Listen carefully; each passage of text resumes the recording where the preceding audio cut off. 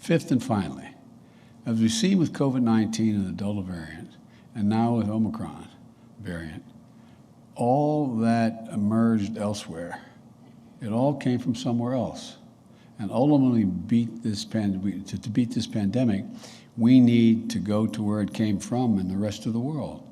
We also need to vaccinate the rest of the world.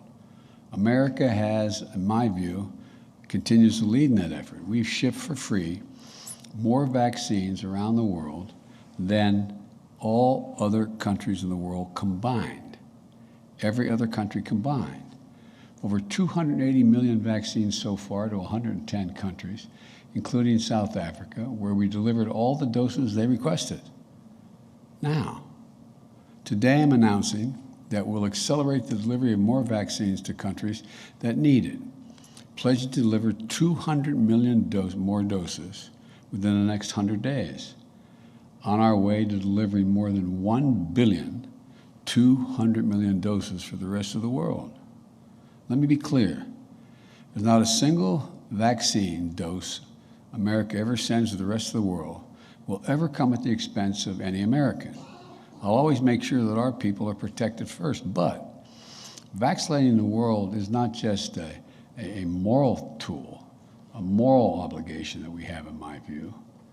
It's how we protect Americans, as we're seeing with this new variant. America's doing our part, and we'll do more. But this is a global pandemic, and everyone needs to fight it together. And that includes countries we're helping that aren't particularly friendly toward us.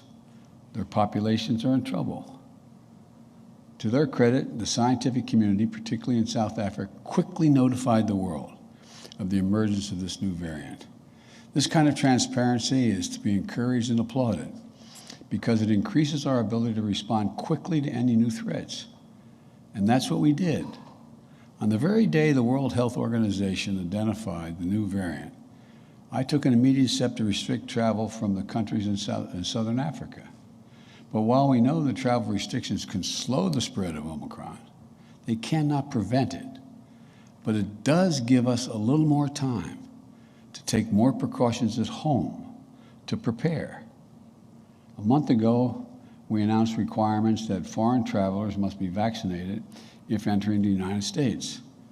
This week, I announced an additional action to strengthen international travel rules, to give us more time to stop the spread and study a new variant.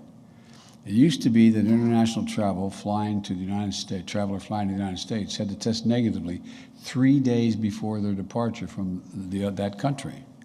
Well, I'm announcing today that all inbound international travelers must test within 1 day of departure, regardless of their vaccination status or nationality.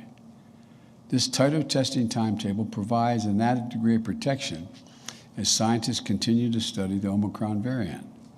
And we are extending the requirement, both internationally and domestically, to wear masks for travel on aircraft, trains, public transportation through the winter months.